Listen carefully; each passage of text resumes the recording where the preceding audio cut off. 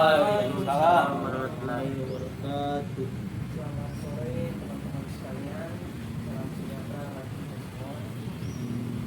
Semoga sore yang ini kita senantiasa selalu mendapatkan rahmat dan Tuhan yang Maha Esa. Semoga kita mendengar soal kepada baginda Nabi Sallallahu Alaihi Wasallam yang telah membawa kita dari alam dunia menuju alam yang orang dengan konsekuensi.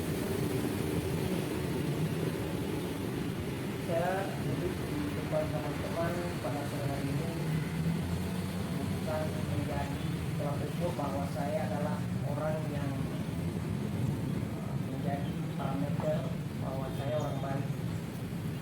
Tapi kalau kita menunggu ada seseorang yang memberikan motivasi atau nasihat, tolak ukurnya dia harus baik dulu, maka seumur hidup kita tidak akan menemukan satu orang di dunia ini yang akan memberikan motivasi atau nasihat kepada orang lain. Karena sejatinya panjang kita hidup, kita pasti selalu melakukan kesalahan baik kecil maupun besar. Nah, apakah teman-teman sekalian mengetahui sepanjang kita masih bernapas, hal apa yang tidak akan pernah lepas dari kita?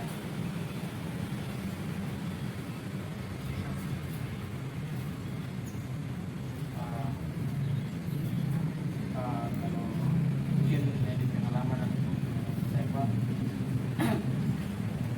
hal yang tidak pernah lepas dari manusia itu tidak manusia itu tidak pernah lepas dari masalah. Ya, seperti yang saya tadi, bahwa yang tidak akan pernah lepas dari kita sepanjang kita masih bernapas adalah masalah hidup. Dan tentunya permasalahan hidup baik dari kita sendiri maupun orang lain itu solusi atau jalan keluar terkadang itu dari diri kita sendiri. Nah, di sini saya akan memberikan atau membagi sedikit pengetahuan, karena menurut saya ini adalah salah satu hal yang menarik, yaitu filosofi Stois. Ada yang sudah pernah dengar? Belum. Sudah? Bisa diceritakan apa yang Anda ketahui tentang filosofi Stois? Jawaban itu dia kita harus belajar tidak peduli pada keadaan sekitar. Lebih sedikit yang kamu ketahui, semakin baik hidup kamu. Seperti itu ya. Anda pernah baca maupun di literatur tentang filosofi Stois. Nah, apakah ada yang tahu siapa yang mencetus filosofi ini? Karena saya bertanya agar kita bisa dengan mudah menjalankan filosofi ini dalam kehidupan sehari-hari, kita harus tahu dulu siapa dan dari mana, tujuannya untuk apa, dan cara untuk mengimplementasikan dalam kehidupan itu seperti apa. Belum tahu ya. Nah, sedikit saya ini sebelum masuk sebelum mengenai filosofi itu, salah satu pencetus dari filosofi ini pernah berkata bahwa dia pernah bertanya ketika dia tertimpa masalah.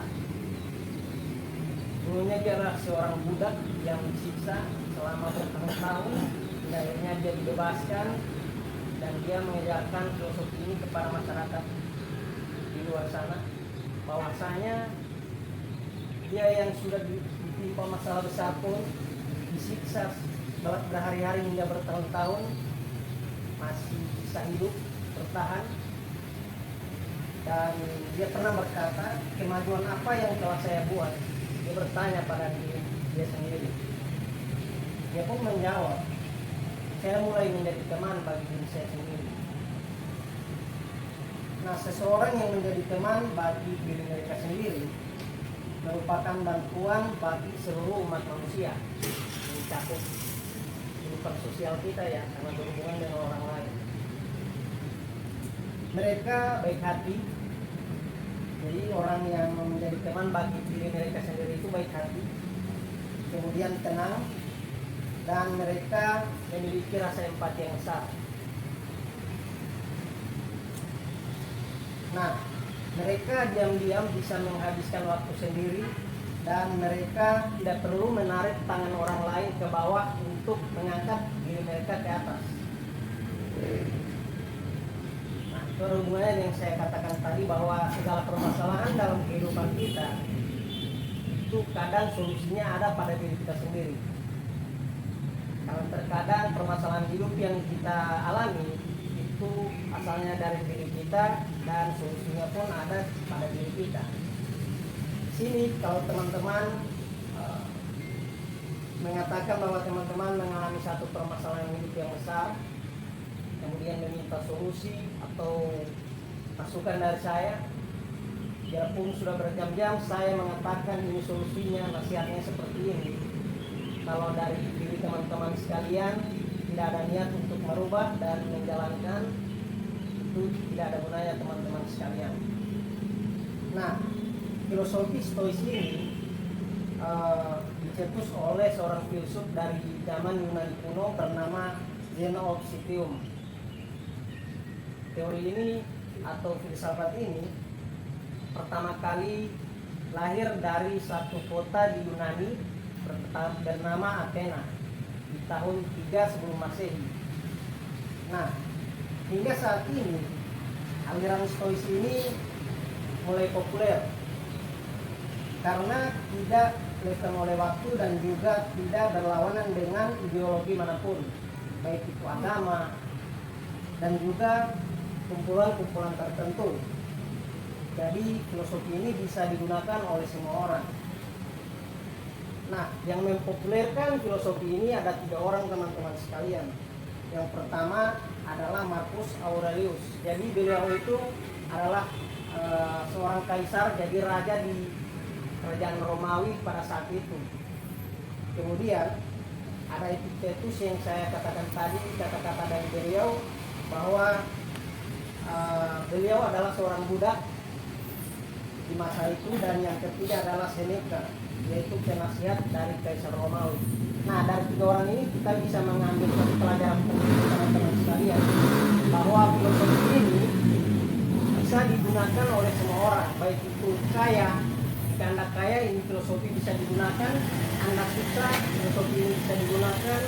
Anda orang yang bijak, ini bisa digunakan. Anda orang yang biasa-biasa saja, ini filosofi bisa digunakan.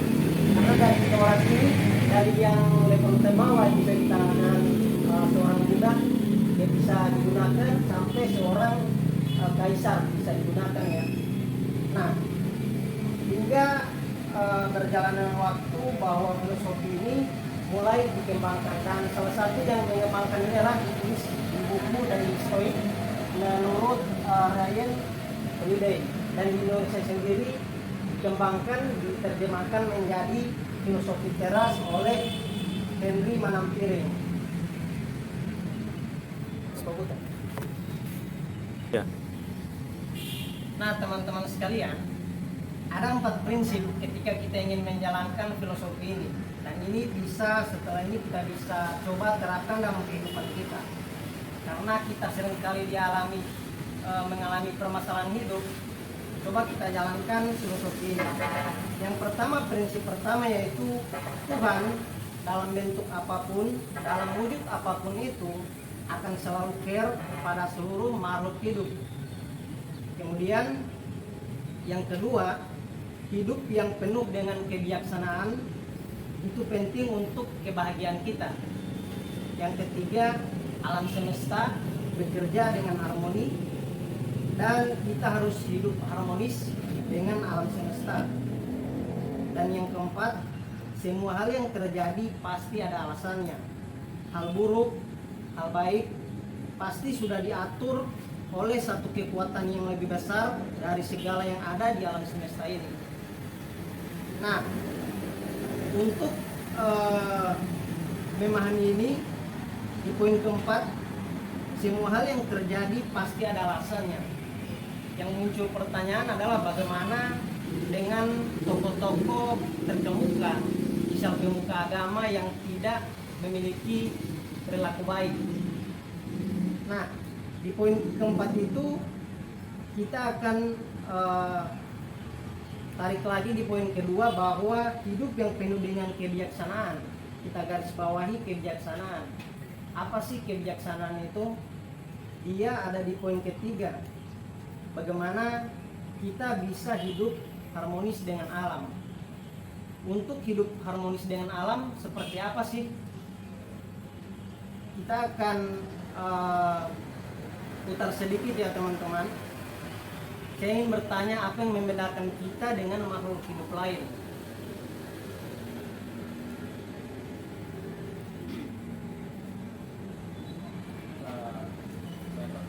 Silakan. Kalau menurut saya ya, membandingkan kita dengan makhluk lain, misalnya seperti hewan ataupun tumbuhan, itu lebih letaknya pada akal ataupun pemikiran. Iya. Jadi yang seperti jelaskan tadi bahwa yang membedakan adalah kita memiliki akal dan pemikiran. Nah, akal dan pemikiran inilah yang kita gunakan untuk menarik kesimpulan dari 4 prinsip tadi, terutama di poin ketiga bahwa alam semesta bekerja dengan harmonis dan kita harus hidup harmonis dengan alam semesta. Itu kita menggunakan akal dan pikiran kita. Nah, ini contoh nyata dalam kehidupan ya. Misal siapa namanya tadi? Parman ya. Parman kehilangan uang dan tiba-tiba di tengah perjalanan dia naik motor, lihat uangnya kondisi tidak ada. Nah, orang yang menjalankan prinsip stoisme ini bisa dikatakan orang yang rasional. Dia akan berbuat apa ketika dia kehilangan uang? Nah, tentunya orang yang rasional ini tidak akan cepat mengeluh di tempat itu. Dia tidak akan menyesali apa yang terjadi, namun dia akan lebih berpikir lebih positif tentang keadaan yang dia alami. Dia akan lebih mengambil ini sebagai sebuah pelajaran biar selanjutnya tidak terjadi kembali.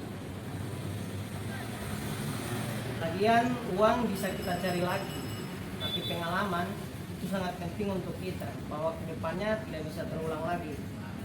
Atau dalam kata lain, kita ambil satu pengalaman besar dalam hidup. Mengapa harus kesal dengan kejadian seperti itu? Kalau kita hidup di dunia ini adalah bonus. Bukankah kita dari sesuatu ketiadaan? Bukankah ketika tiada kemudian hingga saat ini kita sudah ada, itu adalah salah satu anugerah besar, bonus besar kepada kita, dan juga kita bisa ada di sini punya tempat tinggal di bumi. Nah, orang stoik ini meskipun seperti yang dikatakan oleh saudara Pandan tadi, dia percaya kepada takdir dan rencana Tuhan, tetapi dia juga merupakan orang yang rasional seperti yang saya jelaskan tadi. Dia bisa mengontrol segala sesuatu dan itu berasal dari dirinya sendiri. Nah, apapun yang saya bawakan sore hari ini kepada teman-teman sekalian, itu akan kembali kepada teman-teman sekalian. Namun poin penting yang dapat kita ambil adalah permasalahan apapun itu, baik muncul dari diri kita sendiri, permasalahan pribadi maupun ada hubungan dengan orang lain, yaitu permasalahan sosial kita, tentunya jalan keluar atau solusi itu akan kembali kepada diri kita sendiri. Nah, sekian dari saya. Mohon maaf atas segala kekurangan. Saya makhluk ciptaan Tuhan yang lemah. Mohon maaf atas segala kekurangan. Wassalamualaikum warahmatullahi wabarakatuh.